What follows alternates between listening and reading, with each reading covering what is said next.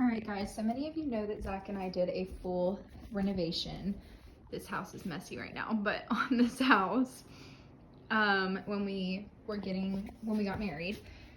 And so we did this peel and stick floor, and we were told that it was gonna, it would work really well. This is not a long-term house, so we just went ahead and got it, but all of the flooring is coming up. So we have to take up all of this floor. It's soaking wet up underneath just from condensation from this window and everything. And so we have to take all of this floor up and put tile.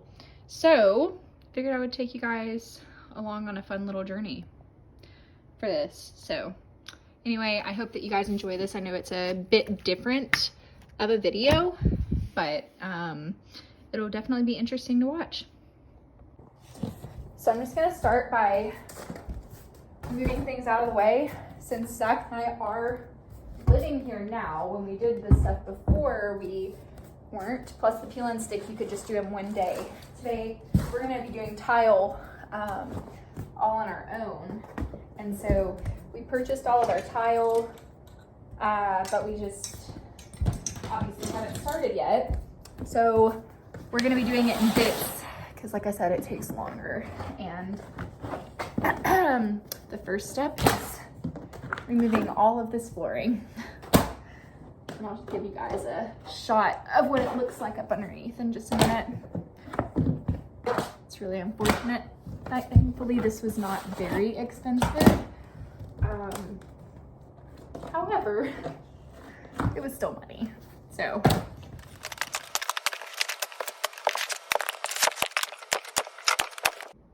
all right, so this is what we are starting with now. This floor, all the dark bits, it's all wet. So we're gonna have to let this dry out today. And then we're gonna put our hardy board down hopefully in the morning and then start laying our tile tomorrow. All right, so all the tiles at the house, all the compound is at the house. Now I just got the backer board. It's not heavy, but it's 3 feet wide. And so I was having a very difficult time picking it up. But this man came over and he was like, you look like you could use some help. I was like, yeah, I sure did. And so he helped me. He was like, you were a man, I would have walked right past you, but anything for the lady. I was like, all right, thank you. Thank you very much. Got in my car, that's all that matters. So on the way home now, I'm gonna start laying this and then laying the tile. So very excited. All right, so I have my cement backer board and I'm just gonna start by laying it down in my corner. Just like this. And then scooch it all the way up to it. Get it as straight as I can. Okay, I have my first 4 sheets laid. Now to screw it into the subfloor. Now I am using backer on 1 1/4 screws. I got the 1/4 inch backer board, and so this is gonna be perfect. It does come with a drill bit, so if you don't have one, don't worry about buying one. It's in the pack. Okay, I'm just gonna take my first screw. I'm gonna start in the center of my backer board, and there are little indentions here, I'll show you in just a second, that you're gonna want to screw your nails into.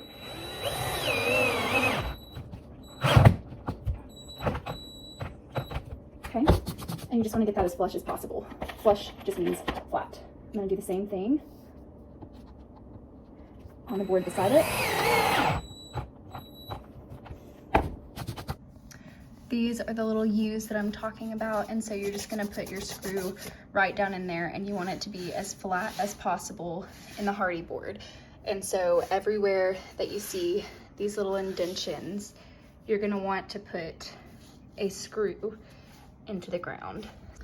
All right, so I have all of my screws along the edges, and now it's just to put the screws that go on the circles within.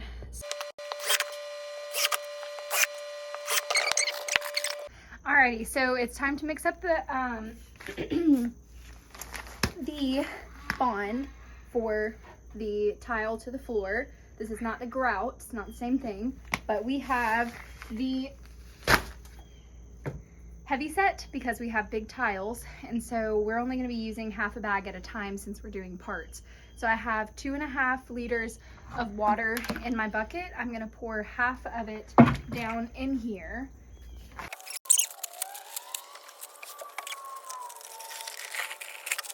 Okay, so this is the drill bit that we got to mix the adhesive. So I'm just gonna pop this down in here. I only did half the bag, as I said, and you want to do it on low speed and just begin to mix it. And there will be directions on whatever your bag is, so just follow those directions. All right, I am done mixing that. I'm gonna wait 5 to 10 minutes now, let it settle, and then I'm going to stir it again. All right, so to start off with, we need to build up these seams. So it's gonna be very similar to drywall in that way. So I'm gonna take some of my mortar, and I'm just gonna do a thin line around this crack.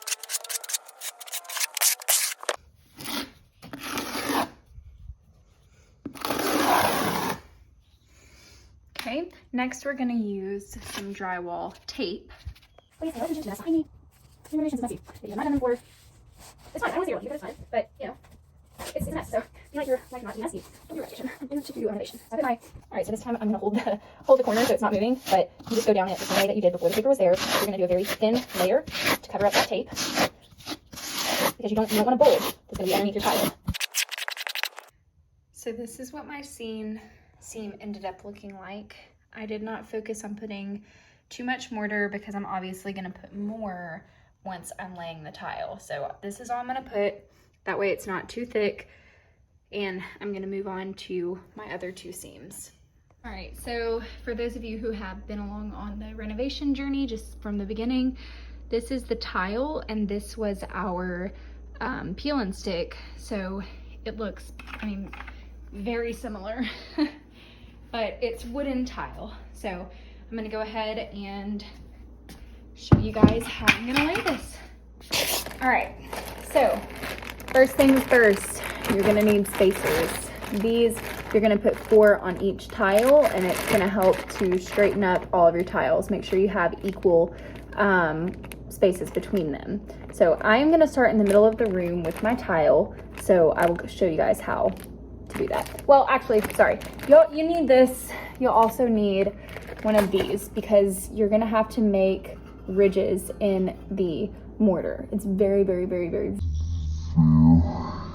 important to do that. And I will show you guys why and how you're gonna use it in just a second. So first step, I am gonna take a big glob of my mortar and I'm just gonna lay it out like that. Okay, now I'm gonna take the flat edge and I'm gonna go at a 40-degree angle and spread that out. Okay, do you want to do it about up to 3/4 of an inch thick? You want to do a good little layer. This is not something to go skimpy on by any means. Let me give you all a close up.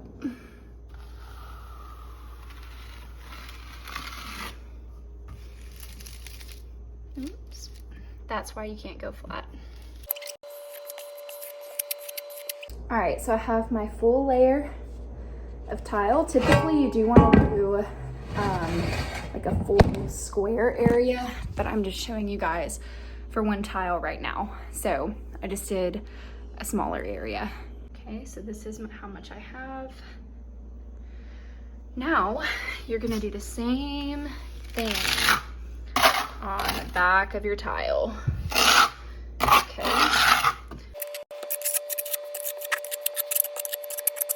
Again, I have my full area. Now I have completely coated the back of my tile. Now I am just going to take my serrated edge. I know that that's not the correct term, but that's what I'm saying.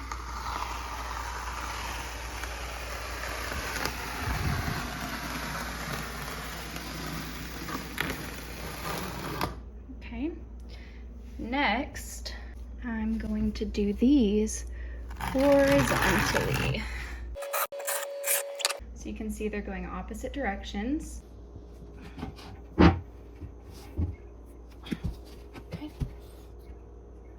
Now it's time to place it. And I'm just gonna slide it up. Okay, and you're just gonna move it like that so that all of the tile or all the mortar gets in those little grooves. Okay, get off any mortar you got on the back of the tile. And there we go. That is one tile down. My second piece is ready. With a tile this long, you never want to do it, you never want to break the pattern halfway. You always want to do it in thirds. And so I have mine at approximately the third way mark. Sorry, that was bad visual. And I'm just going to go ahead and wedge my spacers in. Now I'm just going to push the tile up against those. Make sure it's sitting right in there.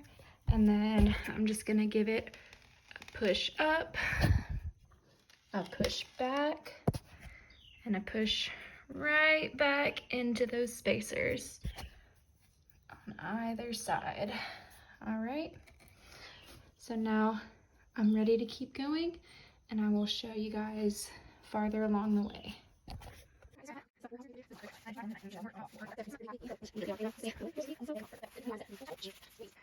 Okay, this is my stopping point for the night.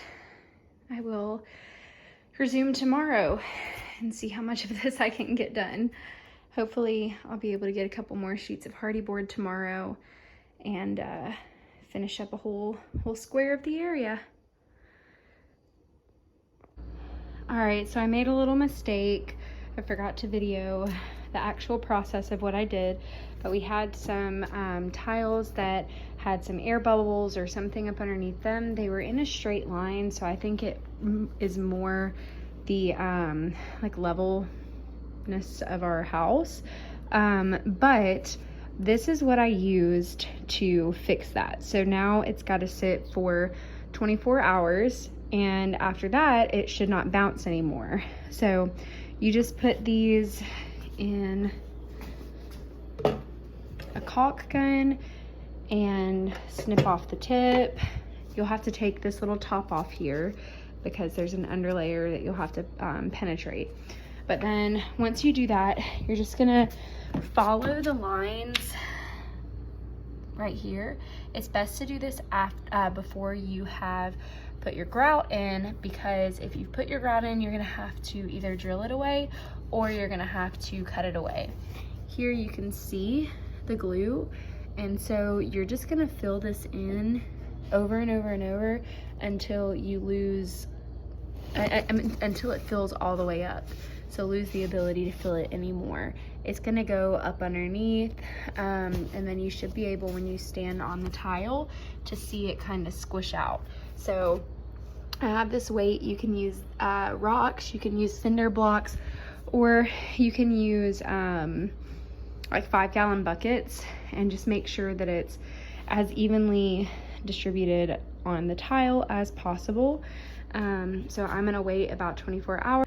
Our house is an absolute wreck just because we haven't been able to, you know, keep things where they're supposed to go. So anyway, we've gone from the wall all the way here, and so now I'm gonna go up to our sink, and then I'll do my cut pieces sometime tomorrow. So all right, so it's been a while. We've gotten the floor all the way done. We've made all of our cuts, and now it is time to grout. So I'll show you the package in just a minute, but basically all that I'm doing is taking a spatula, just like that, and I'm trying to conserve as much as I can, because a lot of times people will put it over the entire tile, and it can be easier that way, but you're gonna waste a lot of your grout, and this stuff costs a good bit of money. So I'm just putting it over those connection points and then scraping as much as I can off of the actual tile. Okay, next you're gonna get a bowl with water and a sponge ready, and you're gonna take it, you're gonna squeeze it out, you're gonna take and go over those grout lines. Okay, now this is not the time that you have to worry about getting all of the extra grout off of the tile. You're gonna go back in after a few minutes This is just to make sure that it's all worked in to those grout lines. So you're gonna go all over your floor and do that. Now you wanna do your floor in pieces. So I've done this corner, this square, and then I'm gonna go and do grout over there because you don't want this stuff to dry before you get the chance to work it in with the sponge. Okay, so this is the area that I have not grouted yet. And this is the area that I have. I've taken the sponge over it. Okay. You'll let that set for a little bit longer, and then you'll get the rest of the grout off of the actual tile itself. So let's move on to this part. All right, so after I grouted all of these tiles, I realized that there was some breakage in between, which means that there's some movement in the tile. Now I've said this before, our subfloors were uneven, so we are using the Fix-A-Floor. Now because I've already grouted this, I'm just gonna take my blade and go down the grout line to loosen it all up, and then I'll take a vacuum out the grouts, or the grout lines, and then I will put the Fix-A-Floor into it. This stuff is lifesaver. It's $13 per thing. It goes really far, and it makes it so much easier to fix the movement. So you can hear there's a little bit of movement between these. But we're gonna get this all fixed up. So let's go.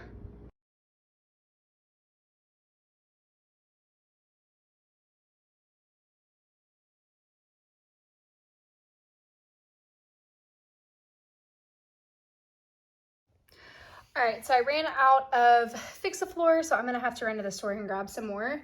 But you can see that I've cleared out these grout lines completely. This is where all of the movement was, so I didn't have to go any farther than this. And then I'm just taking the tip and I'm going down and watching it seep underneath. Next, I'll just place something heavy on top of it, and that'll be it for this tile. All right, so our floors are still not finished, but I've shown you every step. After the Fix-A-Floor in that last little section, we just did the grout over top of it again, and then everything is perfectly fine. I love the Fix-A-Floor. If you want to find it, you can find it at a hardware store, but I have it linked on my link tree, and you can go click it and get it on Amazon. It's the same price. Like I said, it works wonderful. It was great. But anyway, I hope that you enjoyed this video. I know it was a little different than my usual ones. It's a little bit longer. But if you liked it, I would ask that you press the like, share, and then if you have any questions or suggestions even, leave a comment for me right here. Y'all have a great day, and I will see you next video. Bye, guys.